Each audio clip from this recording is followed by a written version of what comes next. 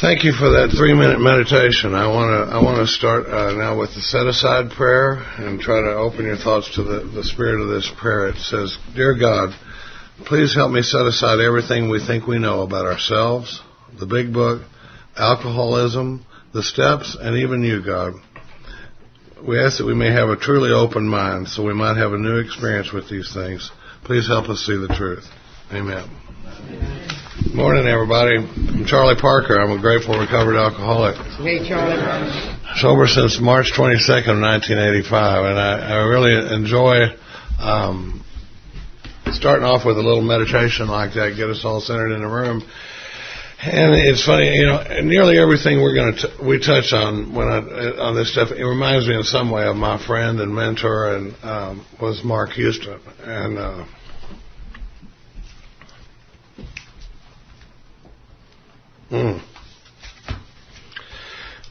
we want to honor him today in this workshop and everything we do here today, because today is the 1-year anniversary of his death. We were doing a workshop. Katie was doing a workshop with Bob D, our other big buddy out of Las Vegas, and we got back to our rooms that night, and our phones were blowing up. And most of our sponsees know not to, unless your hair's on fire. If we're doing a workshop somewhere, I don't want to call about whether it's gray socks or black socks today, And so, and both our phones were just blowing up, and somebody, Katie gets on the phone, and short version of the story is they said that Mark had died that day unexpectedly. He was 63 years old, in perfect shape, worked out over an hour every day, and he had a stomach aneurysm and just suddenly passed away. But he was a truly gifted man. People don't like the term guru, but guru means someone who expels darkness. And Mark was a guy.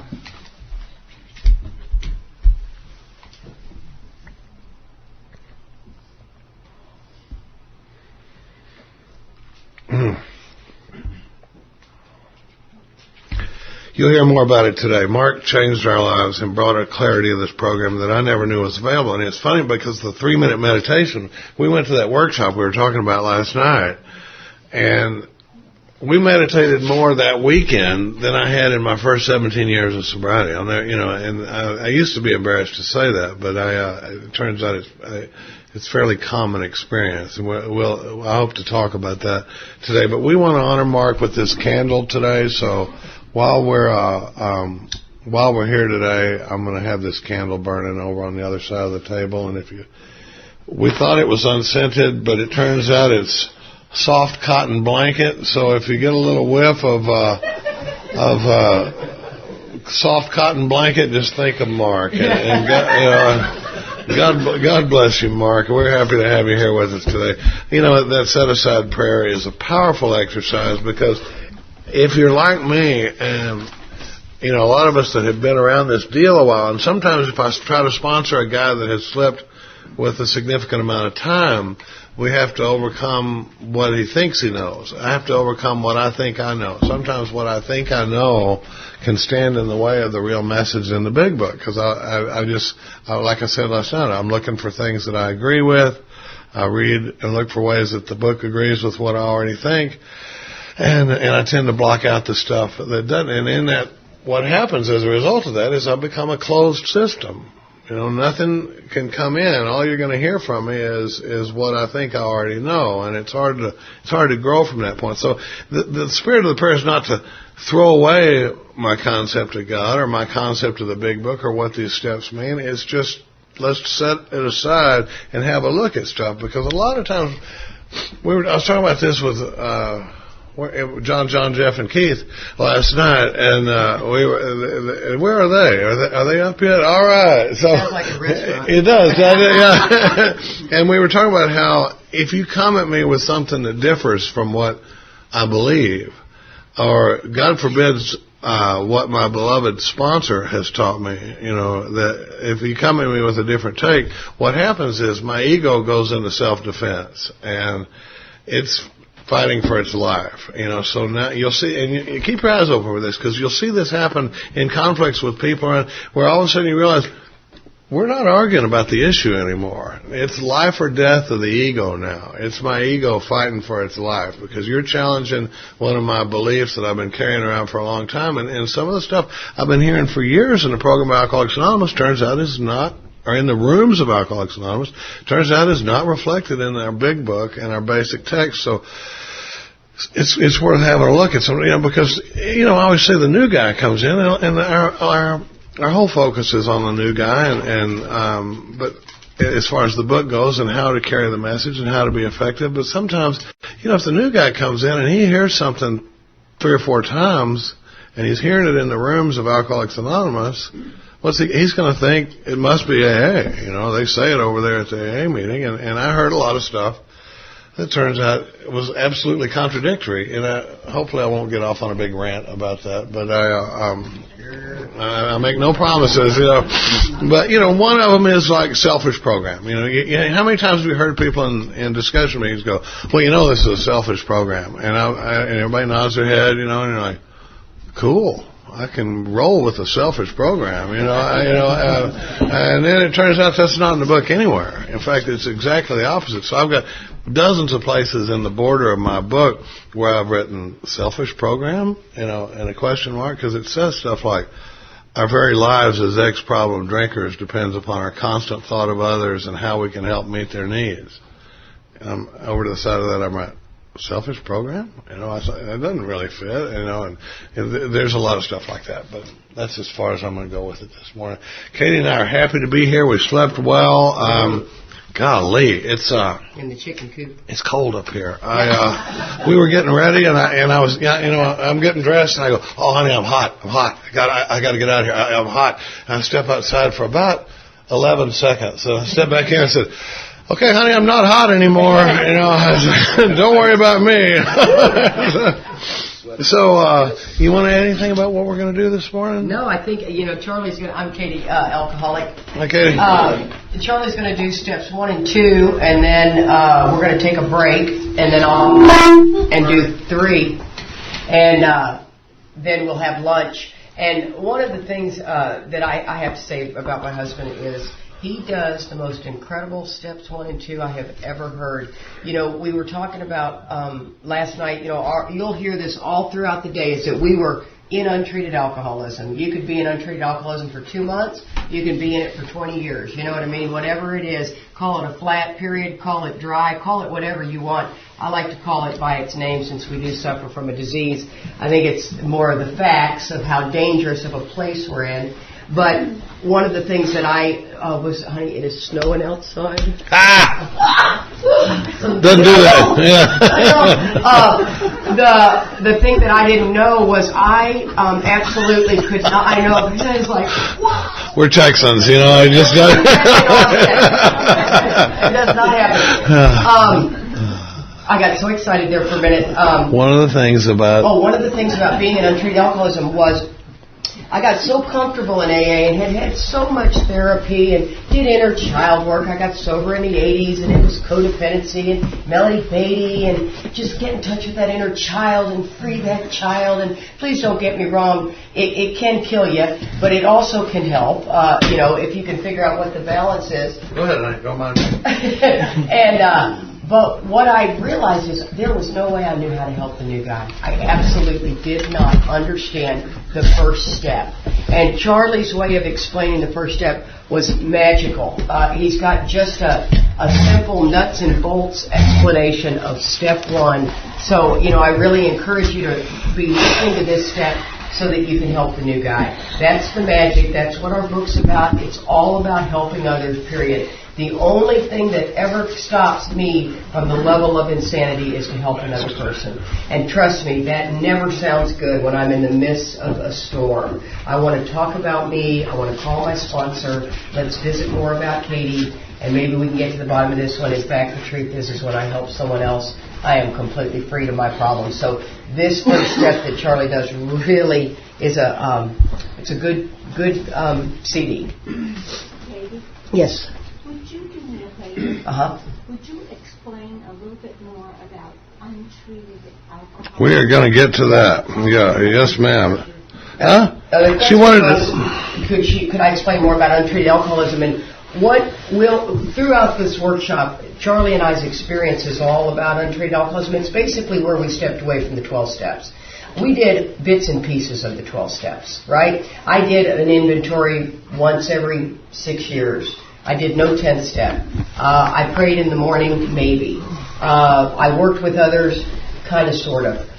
So I never had a 12-step program, which would mean that I didn't have the psychic change required, right, to bring about freedom from alcoholism. So I really believe that I was free of the drink problem. I would tell people I'm not going to drink today as if I had a choice. The book says I've lost the power of choice. So when we get into this, he will explain more about untreated alcoholism. It'll begin to make more sense. I didn't know I was in it. That I can tell you for sure.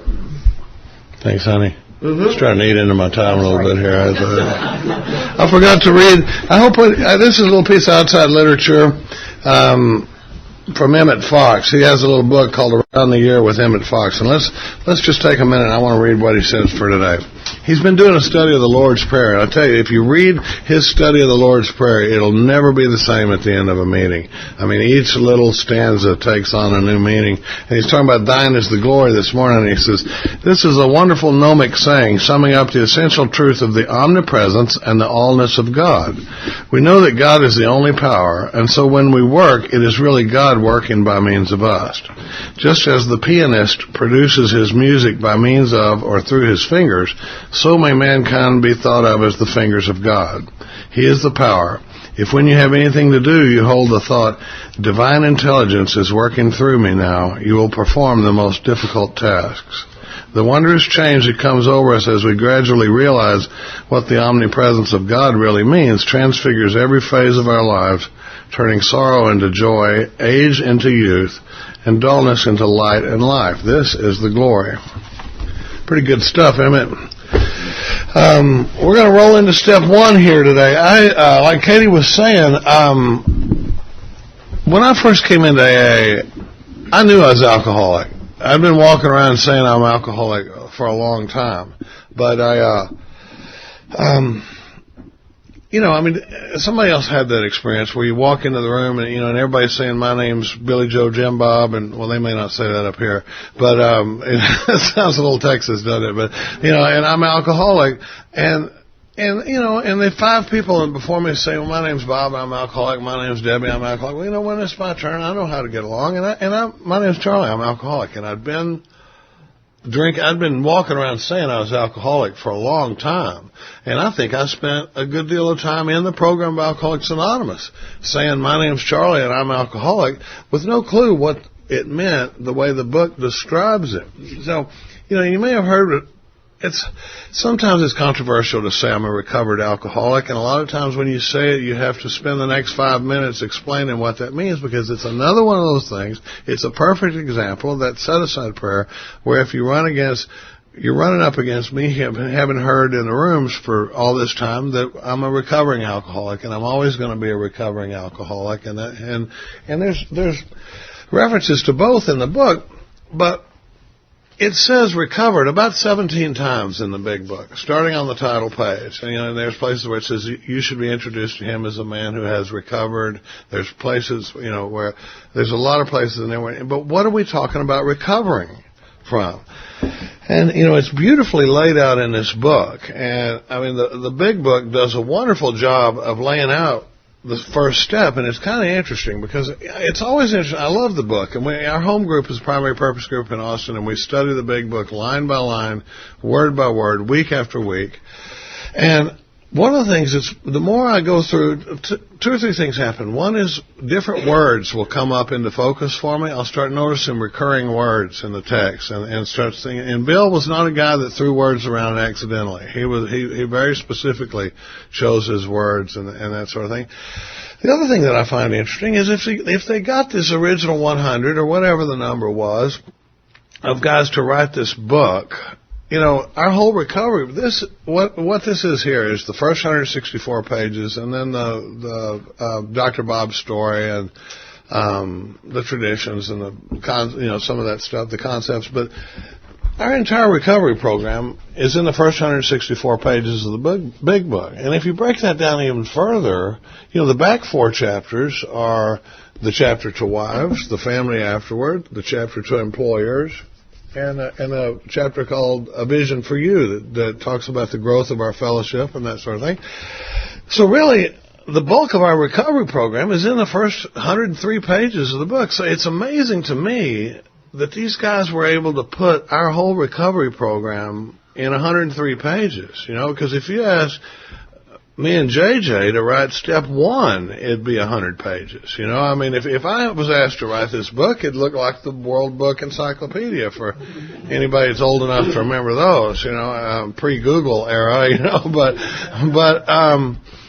So I like to look a lot of times at what did they find important to put in there, and how did they roll it out, and in what order, because the reason, this is a long way around the barn, but the reason I'm saying all this is that out of that 103 pages of recovery text, about half of it is centered around our focus on step 1, because if you're like me, for alcoholics like me, I'm looking for any possible way to wiggle out of this thing. When I'm reading this book, you got to come at me from every conceivable angle to nail me down as an alcoholic, because I'm so desperately looking for a way that I'm not. I mean, walking around saying that I was alcoholic is not what brought me into AA. Back on page 152, there's a very interesting piece where it talks about the jumping off place. And that's what brought me into AA, because it says one day he is unable to imagine life without alcohol. Most of us showed up here that way, and I didn't know it, but I mean, think about if you had the girlfriend that said, if you don't stop drinking, I'm leaving. I would think, God, I don't want you to leave. I like what we got here, and God knows I'll try to taper down. And maybe, there's a few things that should just come right off the table. But good grief, if you're talking about nothing ever, you're probably going to have to go. Because I can't imagine life without drinking, and that's what it's talking about back there on page 152. But then it goes further. It says one day he'll be unable to imagine life either with or without alcohol. It says then he will know loneliness such as few men do. He will wish for the end. He will be at the jumping off place. That's what brought me into Alcoholics Anonymous, was that morning when I realized I can't keep getting loaded the way I've been going, and I can't imagine a life without getting loaded.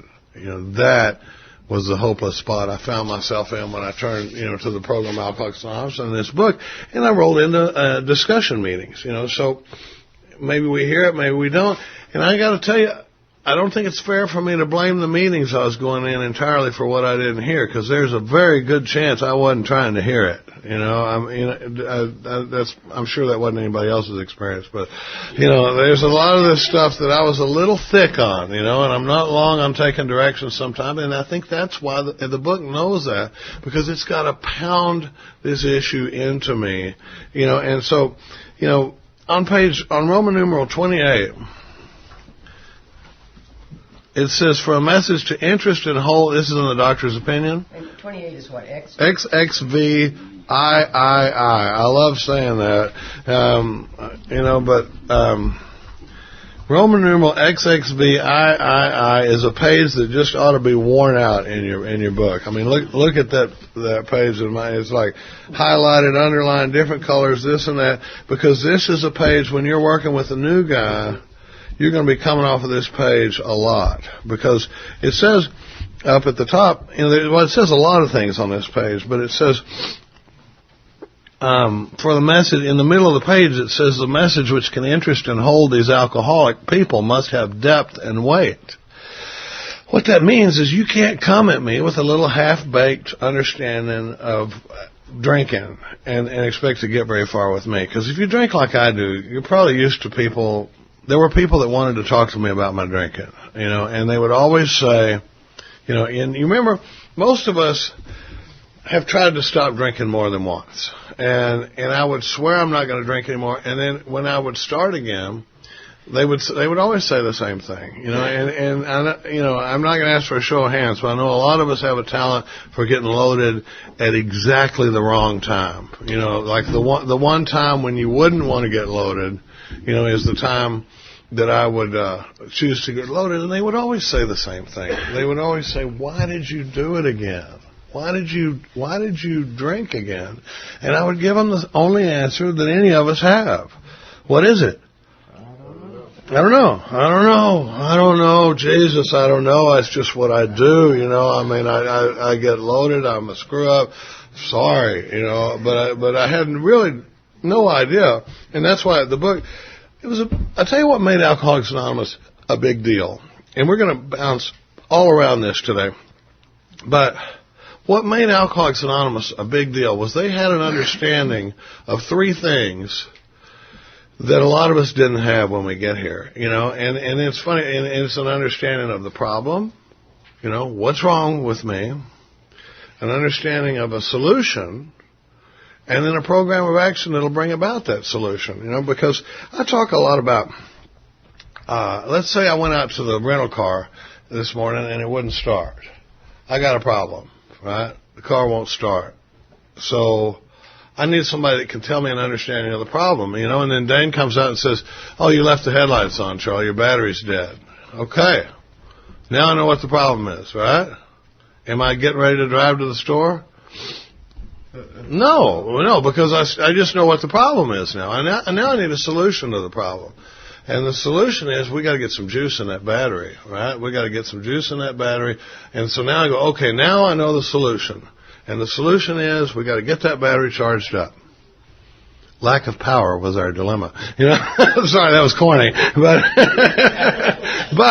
but I'm still not going anywhere, right? Because I know what the problem is and I know what the solution is, but now I need a program of action that'll bring about that solution. Now, if he says, "Hold up right here, raise your hood, I'm going to pull my truck around here. I got jumper cables in the back. We're going to put black on black and red on red, and I'll rev my engine up, and then after a minute, you turn the key." Now we got a program of action that'll bring about the solution to this problem. Does that make sense? Mm-hmm. So what I'm doing right now in step one is laying out the problem. And, what we're going to describe is what, when we talk about being a recovered alcoholic, what we're talking about having recovered from is a hopeless condition of mind and body. And, in the foreword to the first edition, it says, we of Alcoholics Anonymous are more than 100 men and women who have recovered from a seemingly hopeless state of mind and body. To show other alcoholics precisely how we have recovered is the main purpose of this book. Think about that. What did it say? It says, we are more than 100 who have recovered from a seemingly hopeless state of mind and body. So what are we talking about when we talk about a hopeless state of mind and body? On page 20, there's a thing where it says, doubtless you are curious to discover how and why, in the face of expert opinion to the contrary, we have recovered from a hopeless condition of mind and body. If you're a new guy coming in, that's the answer to a big question. How do I get over this? What did you guys do? And it says, because my job, when I sit down with a new guy, is to give him what I call a fatal dose of alcoholism. When I sit down with a brand new guy, and I just say guys because I work with guys. We're big believers in men working with men and women working with women.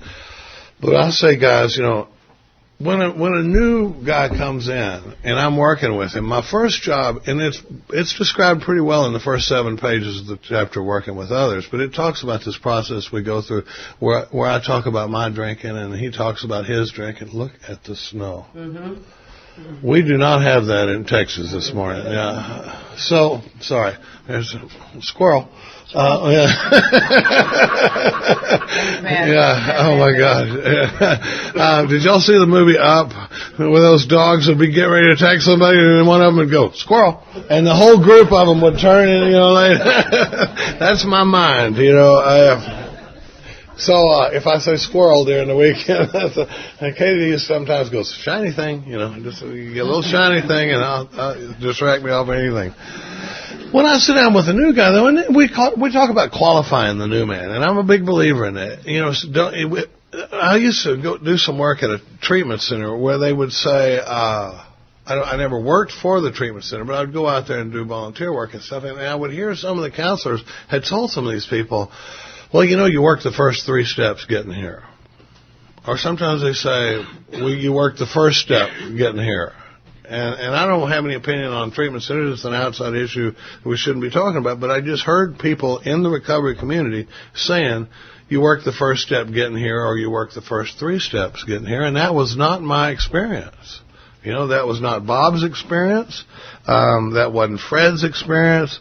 There was a lot of us, and so it's worth going into because, like I said, when I sit down with this new guy, I'm trying to pound into him the hopeless condition of mind and body, and we'll get to why that is later. Because like with Fred, I love Fred. Have you guys read about, Fred's in there on page 42, and it talks about Fred, that they laid out the problem when they came back to see Fred. Now, Fred he'd been with us once, and we told him all about the disease. And when I talk about that we're desperate to wiggle out in any direction, think about Fred. Because Fred, he was the swell guy that just had this funny problem with drinking, and they tell him all about his drinking and his hopeless condition, that sort of thing, and he thinks, well, that's good information.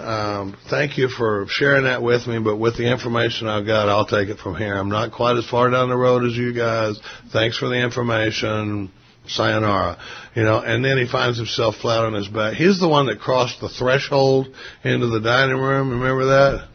I think about that whenever I hear people talking about triggers, because, here I go on a little tangent again. But, when we talk about triggers, I'm like, well, let's see, for Fred, he would have to avoid thresholds and dining rooms, you can't walk into a dining room, you might start drinking any minute, but what happened was Fred, he starts drinking, and when he finds himself, he's the one that took the cab drive he winds up on a trip to New York, and he says, I found a friendly cab driver who escorted me around for a few days.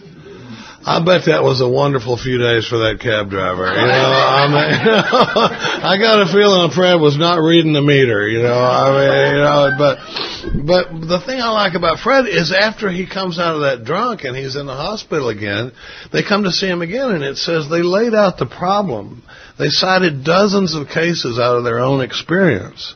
This process snuffed out the last flicker of conviction that I could do the job myself. That's a step 1 experience.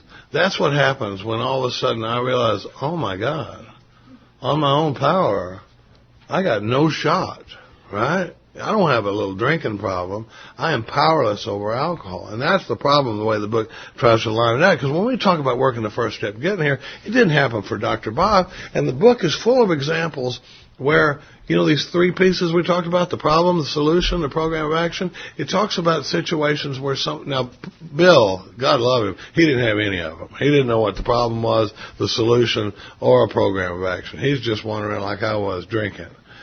Dr. Bob, it says he had repeatedly tried spiritual means to resolve his alcoholic dilemma, but failed. He'd been in the Oxford movement for 2 years at this point. So Bob, he knew the solution, and he even had a program of action available, but he didn't understand the problem, right?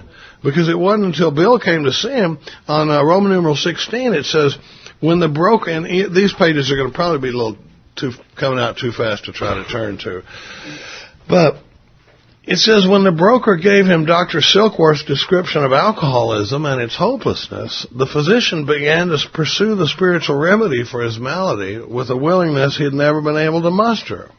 He sobered, never to drink again up to the moment of his death in 1950. This seemed to prove that one alcoholic could affect another alcoholic as no non-alcoholic could. And we talked about that identification that takes place when one of us who's found this solution, it's a big deal. And this is stuff I need to be able to take into that first meeting with, because, I mean, a lot of us have walked around with a period where it's like, I can kind of sponsor a guy that's been around for a while, but a brand new guy off the street that can't get through one day without drinking whiskey, it's a little bit of a struggle, and these are the things I need to be able to take into that conversation with him, is what we're talking about a hopeless condition of mind and body, and why we drink like we do. I want to take a minute. I mentioned it last night, but when I talk about identification and how important that is, sometimes I think it's important. The easiest way to prove how important that identification is to talk about a situation where it wasn't there. And I went to treatment in December the first time in '83. And it was Christmas time, and we're in this treatment center, and I'll never forget. I'm a big boy now, but I was even bigger when I got here, And I'm in this treatment center, and it's Christmas Day, and they're giving us our Christmas dinner, and it was, turkey and dressing and mashed potatoes and gravy and cranberry sauce and rolls and the whole deal. And and I'm really interested in this lunch, And right when I'm going to sit down, the door swings open, and in walks about 5 do-gooders from the local church. And they've come to sing Christmas carols to us heathen alcoholics in the treatment center. You can imagine my excitement, right? So they come in and they're walking around, and I see this lady, and she's going up to this lady, and she says something. She goes up to this guy, and she leans over and says something. She goes over to this guy, and she leans over, and she gets to me. And I'm sitting there, and, I got my lunch in my plate, because we don't get to eat now, and she leans over to me, and she goes, "Are you a patient here?" And I said, "Yes, I am." She said, "I know exactly what you're going through." I said, "Really?" She said, "I was once addicted to caffeine." I was like, "Oh, ain't that a bitch?" Wow. Yeah. Did you ever pawn your mom's sterling silver to try to get a can of Folgers? It's like, and bless her heart, she was trying to identify, but, it wasn't there, so, that's how important this identification can take place. It can be when one drunk is talking to another one. So, if Silkworth's definition was so helpful to Bob, it says it wasn't until Bill went to Bob on Mother's Day that year, and Bob had given him 15 minutes, and they talked for 5 hours. What was Silkworth's definition? So now here we go. What does it mean to be alcoholic? Does it mean I've got a bunch of DWIs, I've been to jail, I've been arrested, I've lost jobs? No, because that's stuff that happens to people that drink a lot. But it doesn't make it. Would you agree that there's probably somebody sitting in jail this morning that went out and had a few pops last night, and on the way home got pulled over, and they got a DWI, but they're not alcoholic? If that's possible, well, then obviously getting DWIs doesn't make me alcoholic. And now it happens to us, and I had mine. But what does make me alcoholic? Here it comes. I got 2 problems with alcohol. And I always hold my fists up like this. That's funny. The guys from the treatment, I've been going out there so long, I'll see guys on the street and they'll go, "Hey, Charlie, how you doing?" Because this is my little trademark move. But I got 2 problems with alcohol. One happens to me when I drink it, and one happens to me when I don't drink it. Other than that, I got a pretty good handle on drinking. It only gives me trouble when I drink it or when I don't drink it. And so what are we talking about there? Back to this physical allergy. What those 2 things are, besides what happens when I drink it is a physical allergy, and what happens when I don't drink it is this mental obsession. And it's described but if you go back to the heavy page, Roman numeral 28. At the top, Silkworth had written a paper and turned it in a few years earlier, and that's what he's referring to when he says, "We believe and so suggested a few years ago that the action of alcohol on these chronic alcoholics is a manifestation of an allergy." We could spend a lot of time breaking that down, and I like to break this book down because sometimes these sentences will roll right past me. There's heavy stuff going on in these sentences. And he said, "We believe, and so suggested a few years ago when he had turned that paper in, is when he had first mentioned this, that the action of alcohol on these chronic alcoholics." So we're not talking about little every once in a while, weekend drinkers, what my one-eyed friend in Texas likes to call disco drunks. It's not 2 beers and oh dear. It's talking about, chronic alcoholics. And a chronic disease is different from an acute disease, because an acute disease is like pneumonia, and I can treat it and it'll go away. It's a serious illness, but we can treat it and it'll go away. A chronic illness is like diabetes, where we can treat it, we can regulate it, you can live with it, but it never goes away. And that's the way alcoholism is. It says these chronic alcoholics is a manifestation of an allergy. Manifestation is a word I never used before I got to AA, but for our purposes, all manifestation means is how does something show up? The book uses that term manifestation a lot. But it's just like, how does it present itself? If I have this allergy, and allergy was even a new term when they were writing this book. The term allergy didn't come around until the early 1900s. But for our purposes, an allergy is just going to be an abnormal physical reaction, right? So, because a lot of this is strange language, I like to break it down. But it says, how does this, it says that the phenomenon of craving is limited to this class. A phenomenon is something that is kind of beyond ordinary conception. We don't really know why it happens, but we know it happens, right? This craving that takes place when I take a drink of alcohol. And it says, never occurs in the average temperate drinker. This craving they're talking about, the manifestation of this allergy, it says it never occurs in the average temperate drinker. And never is less than half the time. It says it doesn't happen to my sister. My sister's not alcoholic, and she never will be. And I've watched her drink. Good Lord, I've watched her drink.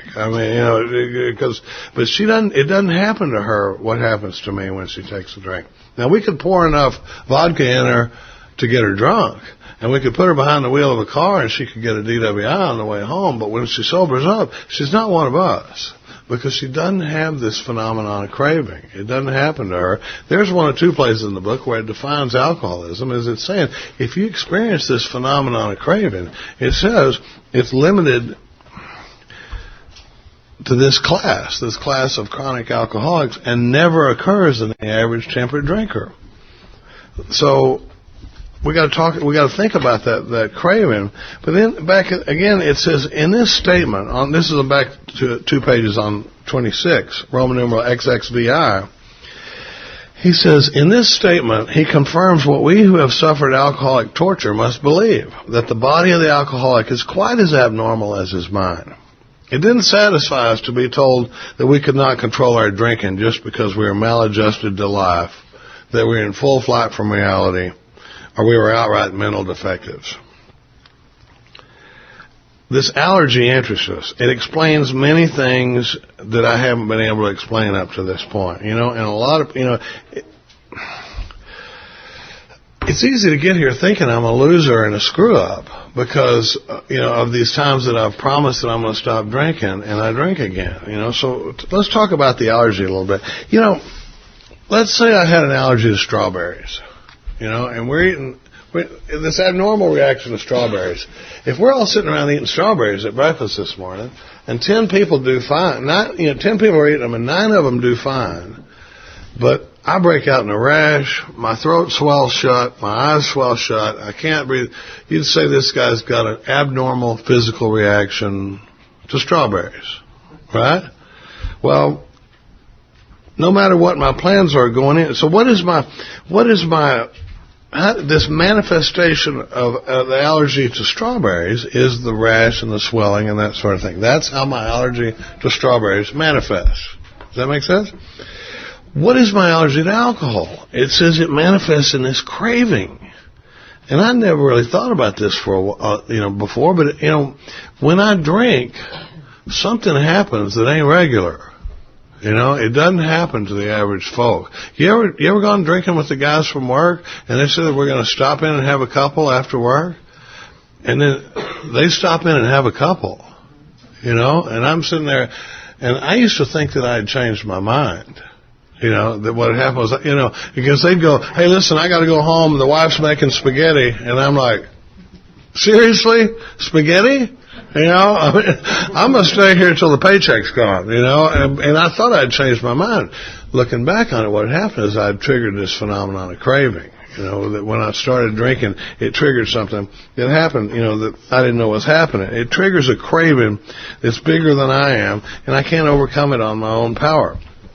Back over there on 28, we mentioned this line again last night. It says men and women drink essentially because they like the effect produced by alcohol. It says the sensation, this state of excitement, is the quantities of alcohol start to move around after a while. You know, anybody have that experience where after a while you drink a lot and it doesn't work, or you have a couple of beers and you're drunk? You know, it gets to where it's, towards the end it starts getting a little unpredictable, you know, of how it's going to go and how it's going to roll when I start drinking. It says it's so elusive that while I admit it's hurting me, while I admit it's injurious, I cannot after a time differentiate the truth from the false. One of the ways that we can't differentiate the truth from the false is I'm sitting in the rooms of AA for the 10th time or in my 5th treatment center, but I'm sitting there thinking, you know, I don't have it like these guys. You know, I think when I get out of here, I can tweak this deal just a little bit and I can still make it work. I'm not truly powerless over this thing. And if I ever got as sick as that guy over there, well then, you know, but the way it is right now, because at some level, I can't imagine not drinking at all. So my ego is dying for a way to say, I am not one of you. Because if I'm not one of you, I don't have to do what you do. Does that make sense? Mm-hmm. Well, and then it says to them their alcoholic life seems to be the only normal one. I love this one. When we talk about my alcoholic life being the only normal one of the reasons that happens is because I don't go from the way I was when I was 19 years old and life was a big party to the way I was when I rolled into detox in one snap move. It happens in little ticks over periods of time. Tick, tick, tick, tick, tick, tick, tick, tick, tick. It comes downhill and it starts getting a little worse, and I start paying a little more compromises, and, you know, start compromising my values a little bit more, and I start doing things that I didn't really think I would have done before. And by the time I get to AA, today is a lot like yesterday, and yesterday is a lot like last week was, and it just feels like I'm doing what I got to do to get by. Right? It doesn't feel, but I don't really understand that my alcoholic life is seeming the only normal one. And one of my favorite examples when I talk about our alcoholic life seems the only normal one, I have a very strange statistic to report. Did you know that out in the general population, most people live their entire lives without ever going to jail? Is that weird when you think about it? I mean, if I went to my mother, who's 88 years old, my sainted mother in Dallas, Texas, if I went to her and said, Mom, I can't come over in the morning, I got to go see my PO and give a UA because I got a DUI. She would have no idea what I'm talking about, you know. I mean, you say that in the room and around us, and we're like, "Oh man, who's your PO?" Yeah, that's you know, I can tell you how to beat a UA, you know, and you know, I mean, and so when it says our alcoholic life seems the only normal one, by the time we get here, it doesn't even seem that unusual, you know. And so it says, but here's where it gets tricky, you know, because you go up to page 23. The book talks about, the doctor's opinion, and up to page 23, talks about my physical reaction to alcohol. My physical relationship with alcohol is that when I drink it, something happens that triggers a craving that's more powerful than I am, that I can't overcome on my own power. Does that make sense? Mm-hmm. But then you get up on page 23, and it does something really weird. It says, and back on 20 and 21, it's been describing these three different kinds of drinkers, the moderate drinker, the hard drinker, and the real alcoholic. Well, it gets so, and it says, we're equally positive, once he takes any alcohol, whatever, into his system, something happens, both in the bodily and mental sense, which makes it virtually impossible for him to stop. The experience of any alcoholic will abundantly confirm this. this is not on my normal program, but I got to tell you a story about Bob, our friend. He said the sponsor has came to him one time, and he says, it says, this is on 22, actually. He says, his sponsor comes to him, and he says, the book says we become normal after we work the steps for a while. And Bob goes, where does it say that? And he says, right here on page 22. It says,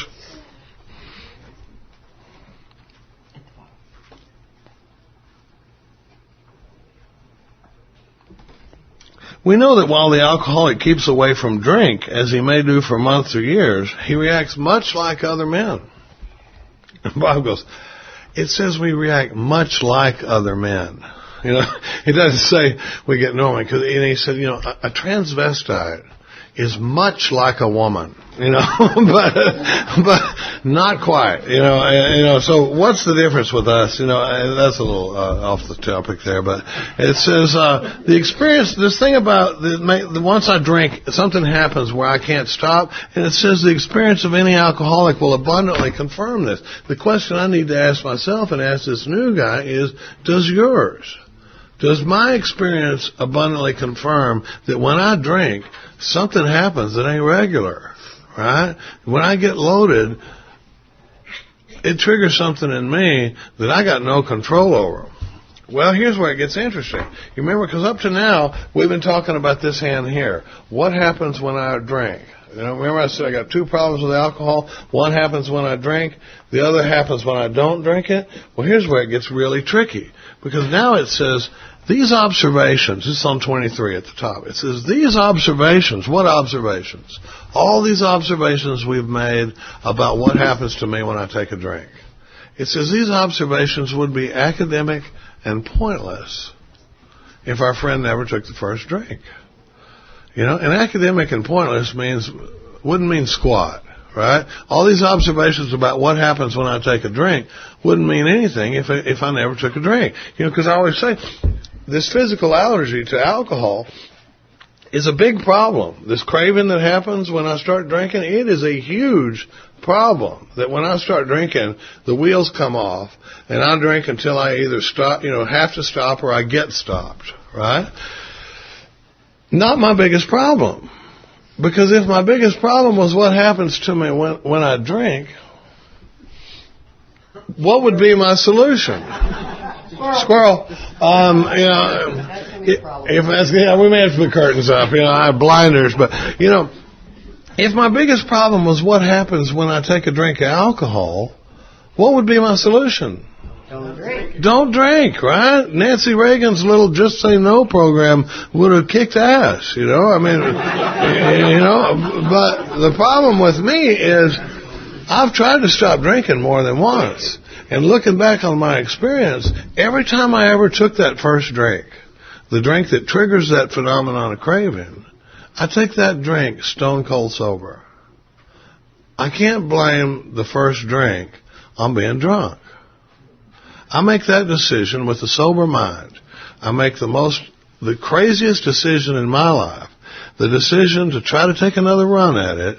And it's going to be different this time, even though we have zero evidence to support that it's going to be any different. And we have mountains of evidence to prove that it's going to be just as sucky as it has been every other time. I make that decision to take another drink stone cold sober. So now's where this disease gets pretty tricky. And this is where it rolls into what we call the mental obsession.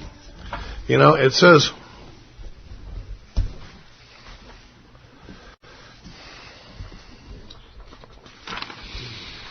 back to Roman numeral 28. It's funny because we work on it on 28, XXV, I. We roll over to page 23 for just long enough to make that sentence, and then we come back to Roman numeral 28 again, because down at the bottom it says, after it talks about that we like the effect produced by alcohol, and my alcoholic life seeming the only normal one, then it rolls into, it says they are restless, irritable, and discontented, unless they can again experience the sense of ease and comfort which comes at once by taking a few drinks. Now stick with me on this one, because when it says I'm restless, irritable, and discontented, that's sober, right? That's not drinking. When I stop drinking, I become restless, irritable, discontented. And it says, and restless, we don't have to go into a lot of detail on, but I get a little bit jumpy, after a little while without a drink. And then irritable, when I'm following somebody 5 miles past the exit to my house, so I can flip them off, that's irritable, And when I'm in the grocery store and the guy in front of me has got 14 items on the 10-item lane, and the reason I know is because I counted every one of them, and I'm like, and I'll say something, I'm like, which 4 of those things you want to put back, pal? And say like I'm the policeman of the universe all of a sudden, and then discontented is I start not liking the deal I'm getting, I just start feeling like I'm getting screwed around here, and drunks, you can give me a $300,000 a year job. And inside of 6 months, I'll tell you how I'm getting screwed around, I might be doing, sure, it seems like a lot of money, but you ought to see how much they're making. And I'm doing all the work, and it could be a $12 an hour job, where I'm going, I'm doing all the work, and this guy next to me makes $2 an hour more than I do, and after a while, I don't like the way my wife's treating me, and I don't like the way the kids are treating me, and I don't like the way that guy in the meeting looked at me.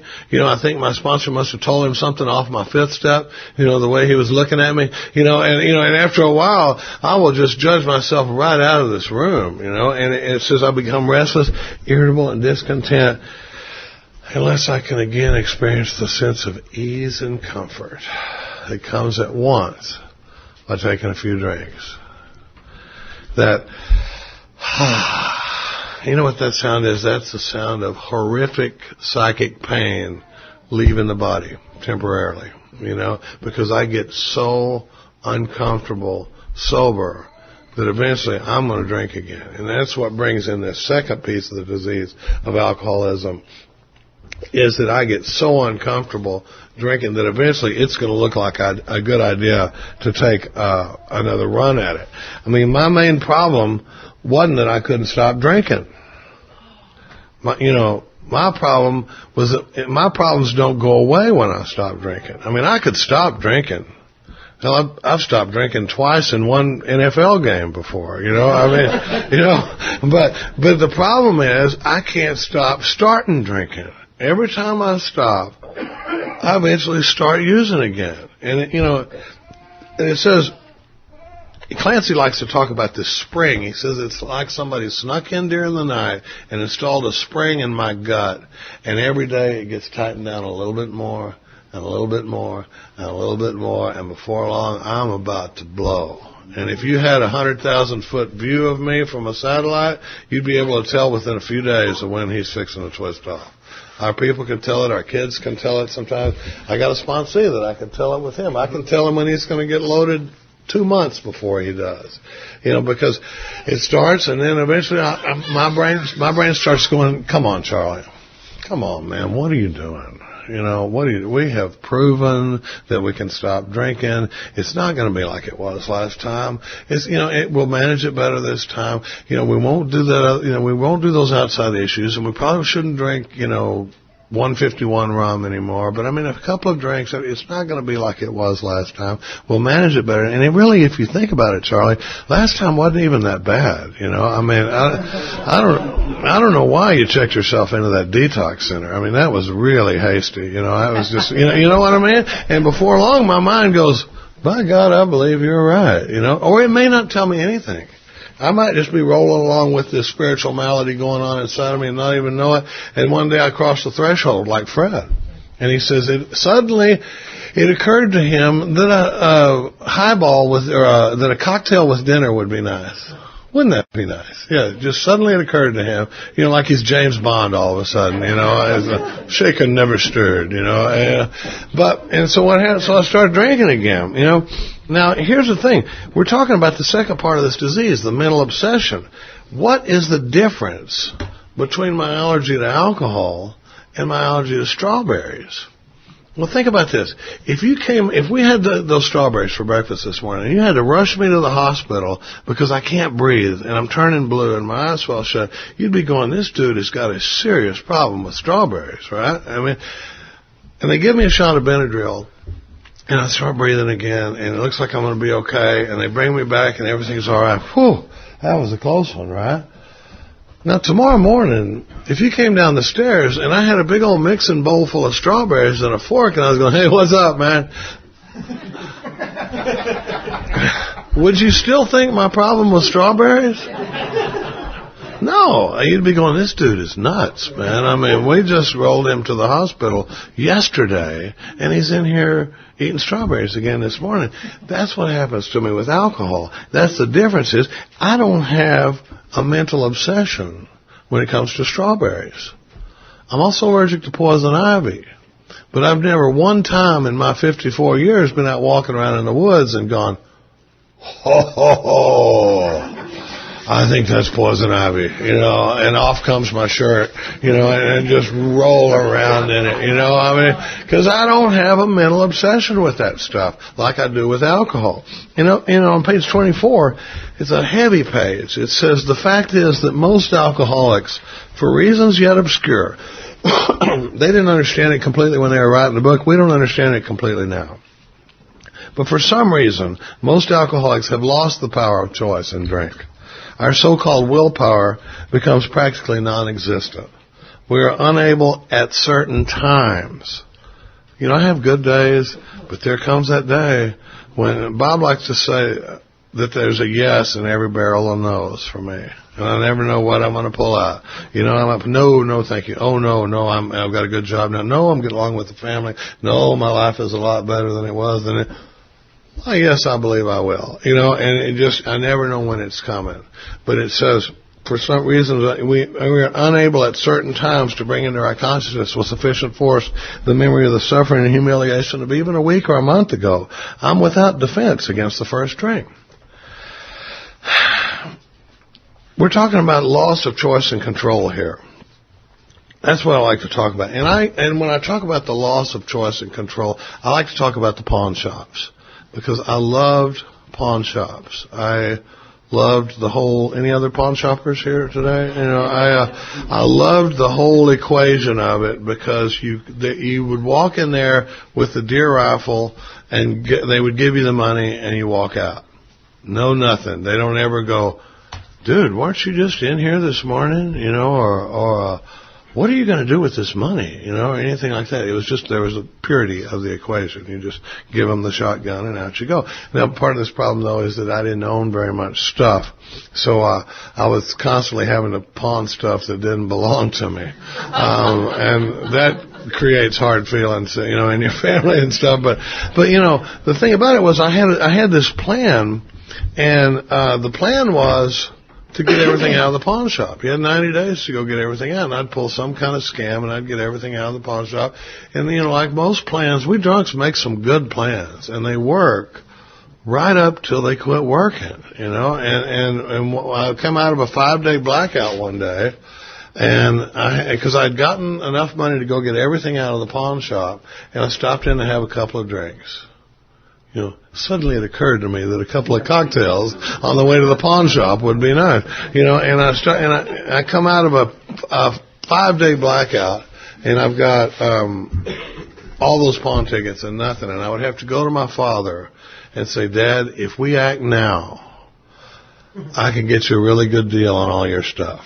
But if we wait, it's strictly retail. And the reason I tell this story about choice and control is because what would happen was we would have to get in his truck, and it wasn't like we're going to the pawn shop. This was in Dallas, Texas. We live in Austin now, but this was in Dallas, and he would have to say, we got to go out on Buckner Boulevard and get your shotgun and out to Oak Cliff to get your deer rifle and the metal detectors over on Beltline Road. We need to go to Garland Road to get the sterling silver and your coin collections, and so it was all day in the truck with me and my dad and all that shame. And when we'd be riding around, I'd be going, Dad, I swear to God, I will never do this again. Because my dad was a good man and worked hard, and nobody was giving him his stuff. And here's his little drunken son out pawning everything. And when I was riding, the reason I tell this story is because when I was riding in the truck with him and promising him, I swear to God, I will never do this again, I meant it with every fiber of my being. What I didn't know was that I didn't have the power to make good on that promise. When we talk about a lack of power, when I was promising him that I will never drink again, I might as well have promised him that I was going to flap my arms and fly out around the town here and come back and land in the front yard again, because I didn't have the power to make good on that promise. That's why when we get here and they say, why'd you do it again? I didn't know. But now, well, and I can also tell you, it doesn't really help a whole lot to know. It helps us, but it doesn't help them that much, you know. When they go, why did you drink again? It doesn't really help to go, well, it's like this, Mom. I've got a spiritual malady, and sometimes it triggers a mental obsession in me, and then I get loaded, and when I drink, it triggers this phenomenon of craving, and you know, and it's a hopeless condition of mind and body, Mom, you know. But it darn sure helps me to know it, because I didn't really understand what it meant when we're talking about a hopeless condition of mind and body. You know, when we talk about step one, I hear a lot of people talking about writing all the things you're unmanaged, that you can't manage and that sort of thing. I don't do that anymore because the way I read the book, I don't see it speaking to that. It seems like it's saying, can you or can you not manage the decision to stop drinking? Can you? When we talk about unmanageability, now in step 3, we're going to get much broader. But in step 1, can you manage the decision to stop drinking or not? And that's something I need to be able to ask myself. But what happens is this, after I'm starting to draw it to a close here. It says, after I've succumbed to the desire again, as so many do, and what happens when I take that first drink? It says, and the phenomenon of craving develops. Right? The mental obsession makes me powerless over the first drink. When I take that first drink, it triggers the craving, which makes me powerless over the second drink, and the third drink, and the fourth, and the fifth, and the next fifth, and the next fifth, and, you know, like that. And it says, after I've given in to the desire again, as so many do, and the phenomenon of craving develops, I pass through the well-known stages of a spree. Listen to this. Emerging remorseful. How do we come out of a run? Emerging remorseful, with a firm resolution not to drink again. And by God, this time I mean business, right? And it says this is repeated over and over and over. And unless this person can experience an entire psychic change, there's very little hope of his recovery. When we talk about this terrible cycle, what happens for me is I get into a place where I drink. Once I start drinking, I drink until I have to stop. And then I stop until I have to drink. Does that make sense? And then I drink until I have to stop. That's the terrible cycle we're talking about. That's the hopeless condition of mind and body that the book is talking about. It's that on my own power, I'm just going to be swirling down, and believe me, there's a bottom below the bottom you know. What seems crappy this year might look peachy here in a couple of years, because that terrible cycle just goes down and down and down. And then it goes on to say, unless this person can have a complete, an entire psychic change, there's very little hope of his recovery. Well, that's the first place in the book where it mentions the psychic change. The book talks about it about 5 different ways. It calls it a psychic change. It calls it a change of heart. It calls it a personality change sufficient to overcome drinking. It calls it a spiritual awakening. It calls it a spiritual experience. But if I'm stuck in that terrible cycle, something big has got to happen to a guy like me for me to pull out of it. And it ain't going to happen as a result of my own power. I was supposed to try to do 1 and 2 in this session, but you know, step 1 drives everything. You know, we started off at the beginning of this talking about how half of the recovery pages are about step 1. It's because my entire recovery experience is driven by my step 1 experience. I think it's a big disservice to say you worked step 1 getting here, because if I'm not driven by this step 1 experience, that surrender that takes place when I realize that on my own power I've got no shot, I don't know why I'd be interested in the solution. But there's something that happens when the guy goes, oh my God, I think I may have it exactly the way you describe it. On my own power, I got no power over whether I'm going to get loaded or not. I am always going to get loaded again. We just don't know exactly when. What happens is, in that first step experience, there's a surrender that takes place, and it's a short little window. Remember when it says that, well, I won't be able to recall the suffering of a week or a month ago? It doesn't matter whether that's my suffering and humiliation or my family's suffering and humiliation. There'll come a point where my ego will rebuild itself, and I won't be able to call it to mind. But that's the period of time we got to get this guy surrendered and in touch with the power to stop this from happening again. And so tied to that surrender that takes place is a willingness to do the work. And that's why on page 28 it says, we in our turn sought the same escape with the desperation of drowning men. When we get to this point, and it says these original 100 people went after it with the desperation of drowning men, I'm showing 65 minutes. Oh, okay. I'm going by the time on the CD. But I'm closing it up. It says, we in our turn sought the same escape with the desperation of drowning men. The beauty of drowning men? They don't ask a lot of questions. When I have this desperation that takes place from a step one experience, I don't need to know how this is going to go. Because always before when I'd come into with this casual interest in sobriety, I need for you to tell me what we're going to do, how it's going to go.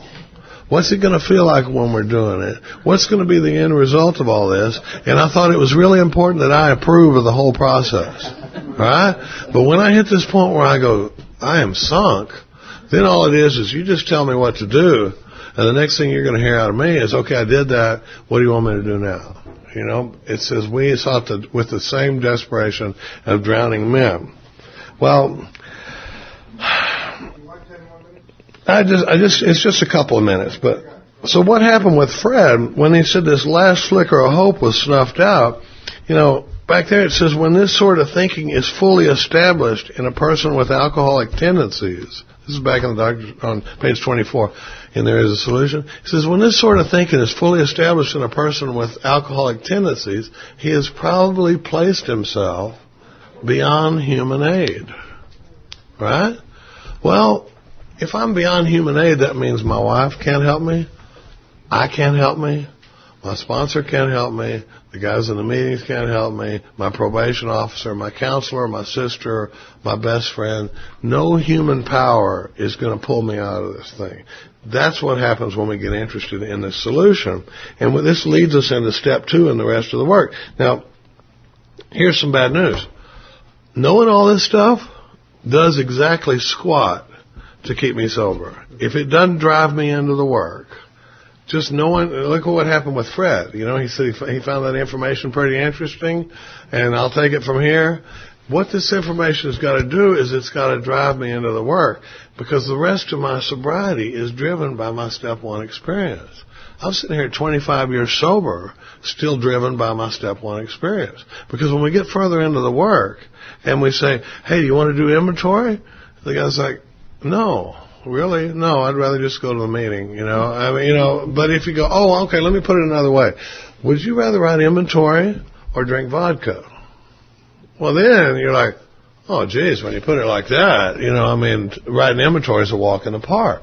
And it's got to come down to that. I got to know that writing inventory has something to do with whether or not I get loaded again. When we get up on the amends process, do you want to make these amends or do you want to get loaded again? Because otherwise it's going to be like, this is the first time in years I've had folding money in my pocket, and now you want to tell me it's not mine? We're going to have a big problem. But if I'm driven by this step 1 experience, it's like, okay, tell me how to make the amends, And so step 1 drives everything. But in step 2, and I'm just going to touch on step 2 for about 60 seconds, I think the most important thing in step 2, this willingness to search this other power and come to believe that this power, the most important thing is this step 1 experience. The most important thing in step 2 for me is that I be convinced that my power ain't going to get the job done. Because then this other power gets really, really interesting. That desperation of a drowning man. And I think we can waste a lot of time in step 2 trying to define that power or say, what exactly is this power? Is it a Protestant God? Is it a Jewish God? Is it, why do babies die in Africa? And that sort of thing. The kind of questions that we throw up to try to resist this thing, it's just like, if you're telling me that this power did for you what I can't do for myself, when I have this desperation of a drowning man, I'm willing to take action that I may not even believe in at this point. Just because I think you're one of me, and you're saying it worked for you, I'm willing to take a shot at it. Because I got nothing over here. All right? See how that step one experience drives me into that? So, we're going to talk a lot today about the solution, because what happens a lot of times is I'll be rolling around in the rooms of AA and I get right up next to the solution. I come to a conference like this and I hear people talking. I get around people that are into the work and really into the deal, and I think, God dang, that is awesome. I've got to do that. I got to do that. And then I go home and I fall back into my life. I fall back in with the kids. I start, my regular problems getting away, and I'm kind of meaning to write inventory, or I'm meaning to do this stuff. What I'm hoping we can do this weekend is really get into doing this work and having this experience and getting free from this stuff. Because the difference between an AA-based, and Katie is about to roll into step 3. And believe me, step 1 didn't mean what I thought it meant, but the book takes a huge right turn on page 60 that I missed for a long time. And Katie does a great job of describing the focus of the rest of our work. But it's all driven by this step 1 experience. But then the book takes a huge right turn I can't wait to hear her talk about. But, if I don't get into this work and I just listen to this stuff and I get inspired by it, but then I go home and it all just becomes so much more self-knowledge. And the book's real clear about what self-knowledge gets me. So this is a program of action, and that's what we hope to talk about today. So, because it says, but the actual or potential alcoholic, with hardly an exception, will be absolutely unable to stop drinking on the basis of self-knowledge. This is a point. See if you think they think this is important. This is the point we wish to emphasize and re-emphasize, to smash home upon our alcoholic readers, as it has been revealed to us out of bitter experience.